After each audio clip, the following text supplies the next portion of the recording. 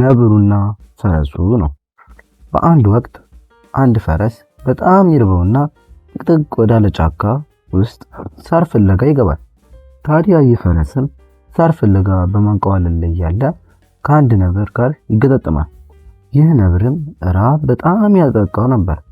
ታዲያ ፈረሱም እንዳየው በድንጋጤ ክው ብሎ ደርቆ ቀረ። ታዲያ ነብሩም እሱ እንዳየው ወደሱ የተፈለቀለከ መምጣት ጀመረ።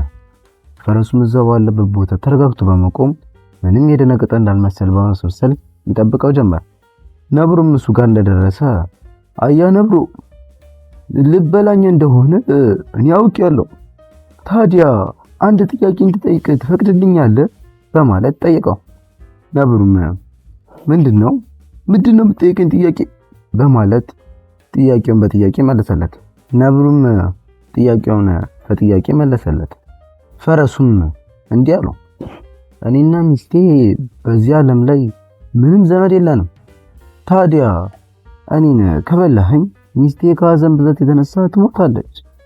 ለዛ አንተም ብትሆን ከአንድ ፈረስ ሁለት ፈረስ ያጠግባል። ስለዚህ ወደ ጋጤ እንሂድና እኔንም ሚስቴንም ብለን ያለበዛ ከሁለት አንዳችን ከቀረን በሐዘን ብዛት እንጎዳለን። ለአንተም ቢሆን አንድ ፈረስ በልተህ ከምትጠግበው ይልቅ ሁለት ፈረስ በል በደንብ ትጠግባለህ አለው። ነብሩም በማለት እየሳቀ በላ እንሂድ፣ በጣም ጥሩ ሐሳብ ነው እያለ መሄድ ጀመረ። ፈረሱ ከፊት ከፊት ነብሩ ከኋላ እያሉ ወደ ጋጣው እየተጠጉ መጡ።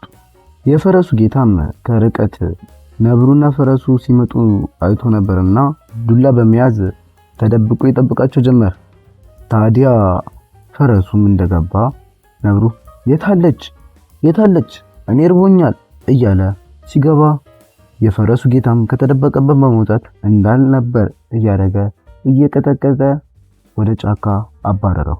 ተረቴን መልሱ፣ አፌን በዳቦ አብሱ። ልጆችዬ ከዚህ ተረት ብዙ ቁም ነገር እንደተማራችሁ ተስፋ አደርጋለሁ። ዛሬ ተረታችን ይመስላል። በቀጣይ ተረት እስከምንገናኝ ድረስ ደህና ሁኑ ልጆች።